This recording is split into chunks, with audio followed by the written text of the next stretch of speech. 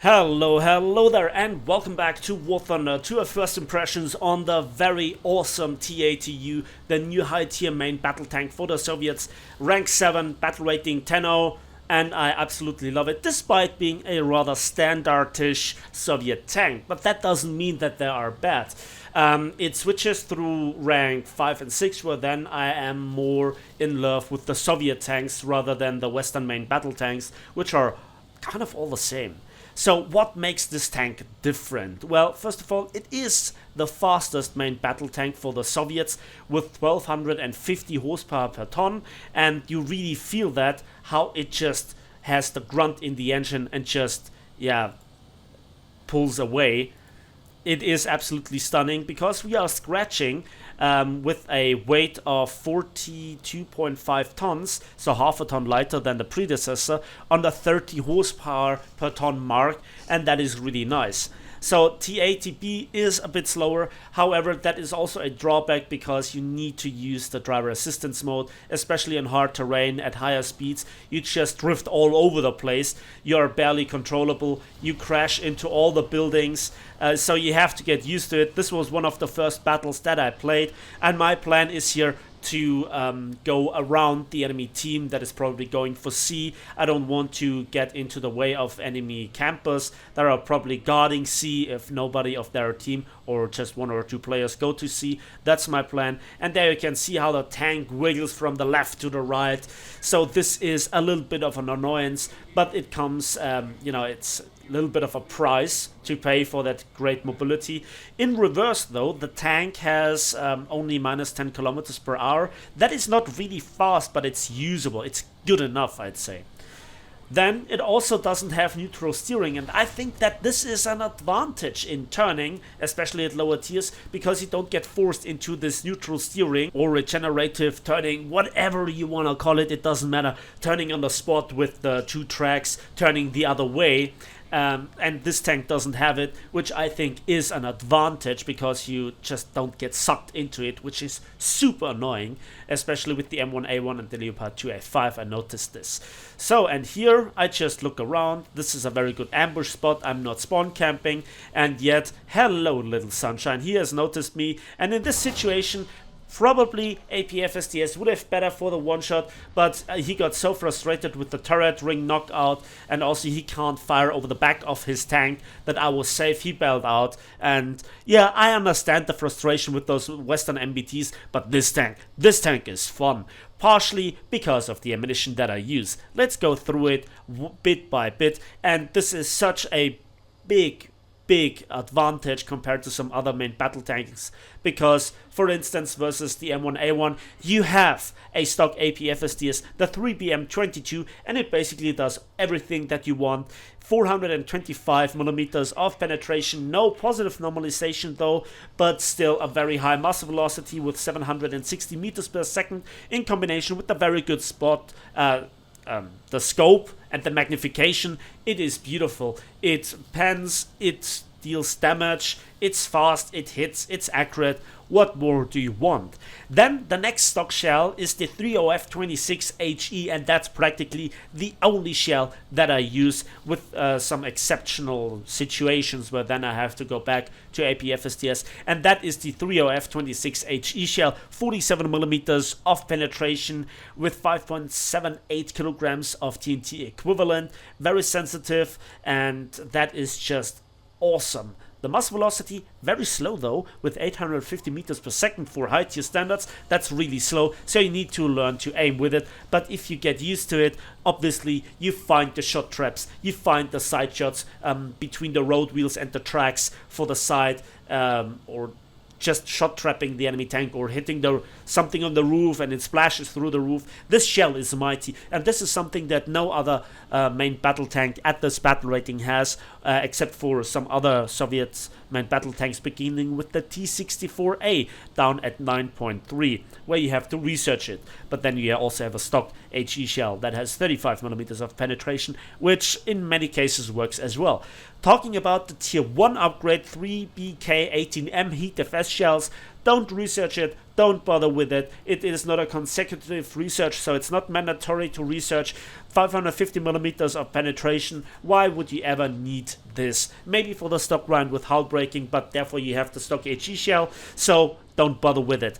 In my opinion, the laser rangefinder at tier 2 is more mandatory than this, and the 9M119 ATGM is very good at anti-helicopter warfare. Range is 5 kilometers. Speed 400 meters per second of maximum speed on the trajectory, and 650 millimeters of penetration, which is then the same as the Heat FS for the 120 millimeter Western smoothbore guns. So I think the ATGMs always take 5 of them. It's limited to only 5, which is kind of a shame, but for the rest you have also a top mounted heavy machine gun that is not really bound to completely align with the gun in terms of elevation, which is nice. And as a tier 4 upgrade, you then have the 3 BM42 APFSDS with 479 millimeters of penetration, positive normalization, a slower muzzle velocity with quote-unquote only 1700 meters per second, but that's still very excellent. But the stock APFSDS is the one that I would always recommend to use in conjunction with 5 ATGMs and then a very healthy amount of HE shells, because you never can get enough of those memes. Maybe you need some more of them if you hit unlucky the tracks, or you just disable here the gun. Such shots can happen with that rather significant drop when you're not used to from playing other tiers high tier main battle tanks. Yeah, and that is the ammunition. So I really love the strength of this HE shell, shot trapping. It does everything that I want. And hello there. Oh. Okay, don't mind me, just do your thing. God, I love this. I love this tank. I had so much fun with it. There was no frustration. Everything was brushed off. I had fun with this tank. And it is dirty cheap to run. The stock APFSDS and the stock HE, they cost you practically nothing. And even the ATGM, which you don't need every single time, so with 620 silver lines, not that expensive. The upgraded 3 BM42 costs 900 silver lines per shot, but I use that also very rarely, so no need here for changing this. And the repair cost for this tank with 8,000 silver lines, well, that's much cheaper than some other tanks that cost up to 20,000 silver lines to repair.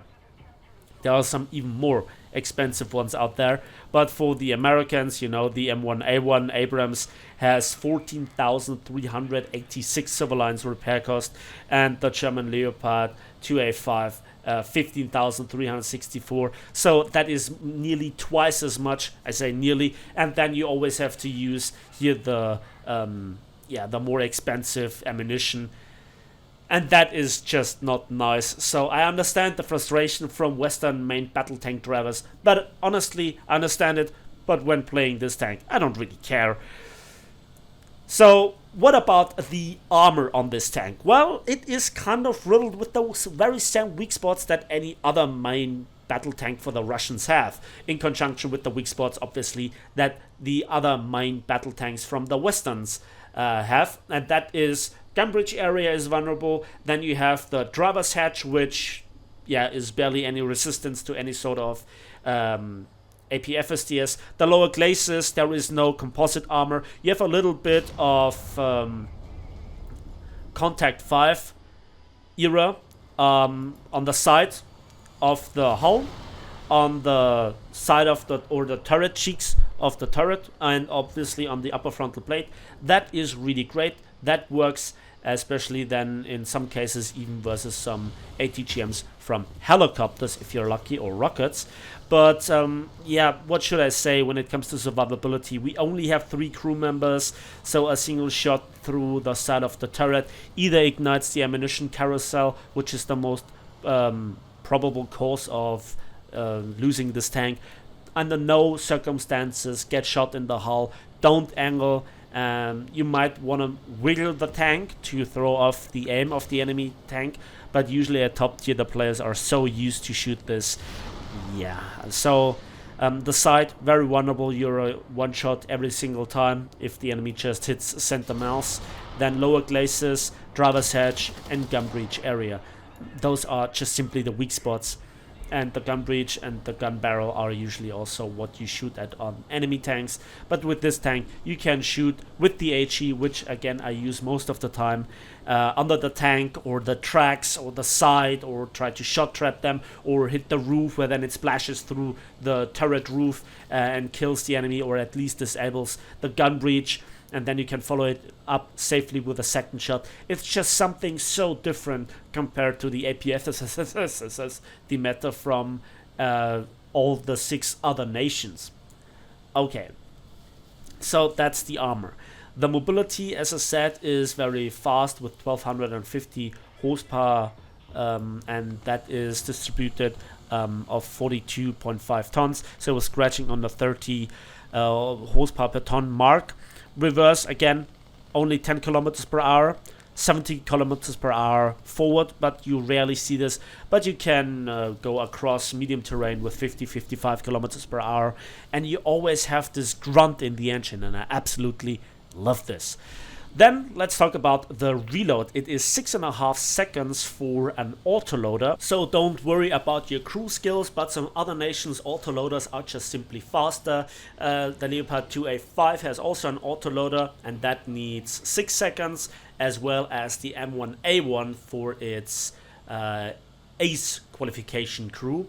But with an expert qualification it is 6.3 something seconds, so there is barely any difference. But then again, the Type 90 has here 5-second reload with the autoloader on the 120mm gun. And yep, let's just finish this guy in style with HE, because why not? Oh, dude, I love this. So this tank is fast, it's fun, it's furious, it has the right ammunition. It is relatively cheap to run in contrast to some other main battle tanks. And so the majority, if you don't get destroyed that is, of the income is actually profit. So you don't constantly run negative in terms of civilians. And I absolutely love this. So, armor and survivability are not the tank's strength, but mobility and maneuverability is, in my opinion. Then the firepower can hold up to Western standards, but also the HE just mostly is a one-shot.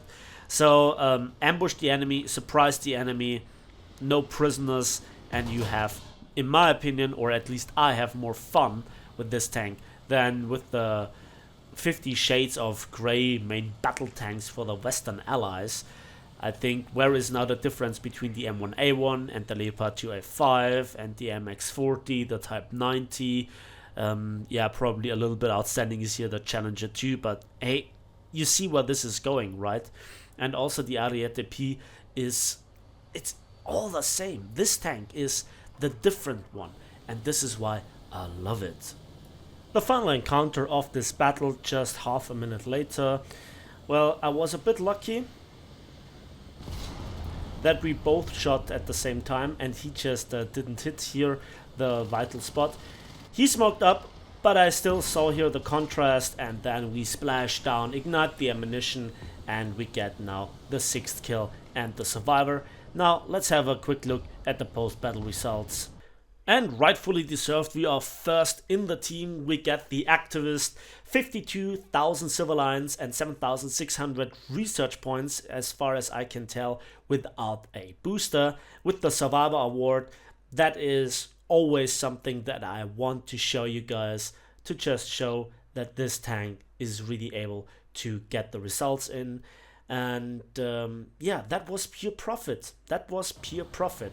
Next battle that is shorter is here on Stalingrad. Yes, what a better place to fill the enemy's nightmares with HE memes before Article 13 comes. And then we have our first customer. Where is he going? Come on.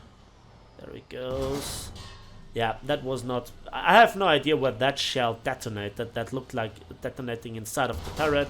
And then we hit the turret cheeks and then crew knocked out by fuel tank explosion. Here we track now the enemy Leopard 2A5. He bounces on our turret. we ignite here not his fuel tank, but we hit it. Yeah, there you can see how fast the tank is in reverse. Not the fastest, but also not cripplingly slow like some of the earlier main battle tanks for the Soviets. And here I'm really hungry here for blasting this guy. He comes forward, we knock out the horizontal turret drive and the gunner, so this is our chance to just cripple this guy. I roughly remembered the position, and we hit here the side skirts, we blow them away, we get the driver, so he's in position, and we finish him off. Good stuff right there, which is a phrase that you guys love, which I appreciate.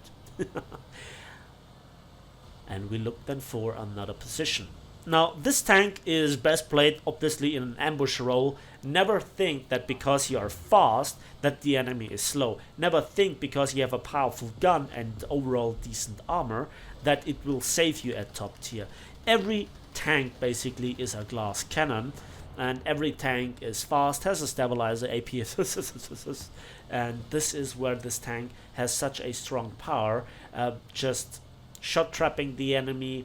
And if you just miss here the turret ring area and you bounce off, that doesn't really mean anything, because then the splash will deal with the rest. So this is a top tier enemy that you really should fear. It bypasses armor and survivability of enemy tanks with that HE shell so well, and that is really great. Another point that I should mention here is that it has access to ESS and obviously 2 charges of smoke launchers. And here I don't really feel comfortable going around the corner. Let's save our rear with a smoke screen and let's go into this direction.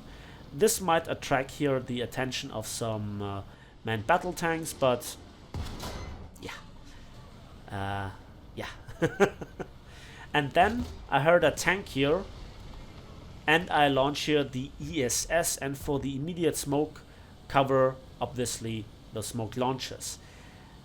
Now what I do here is a tactical approach, and you will see how this works out. He tries to follow here my tracks. Can we hear him? Yeah, he is definitely there. Okay, here he comes. Let's stay in the shade for one more moment. There is, now you could hear it as well. Again, my in-game sound is louder. The question is, how well does he think that I play, and where does he go? Does it pay off? Going through my own smoke for the second time.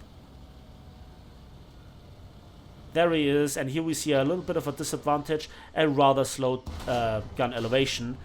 So that is a drawback if you are outside of the realms, if you will, of the stabilizer. Then the gun elevation is really bad. I think it's only 2.5 degrees per second. Oof. But within the stabilizer realms, it's obviously perfect. And that's the 4th kill of this battle, and that was the last thing that happened. So let's go straight through to the result. This time only 4th place, but still we have a decent profit of 24,000 silver lines and 3,400 research points. We didn't cap. The income for tech tree tanks at top tier are always low, but at least we didn't have to pay here for ammunition, and basically everything was profit. That's my first impressions on the T-80U. It's fast, it's amazing, it's fun, it's cheap to run compared to some other main battle tanks at top tier, and this is probably the tank that I would recommend you to go for, because there are enough people currently playing Abrams and Leopard 2A5 that are kind of, you know, lining up for a turkey shoot, if you will. That's it for me today. Thanks for watching, thanks for listening. I hope you enjoyed this video and you found it fun. Please give this video a like if it did, subscribe if you want to see more, share it with your friends, and as usual, we will see each other in the skies, on the waves, and on the battlefields of War Thunder.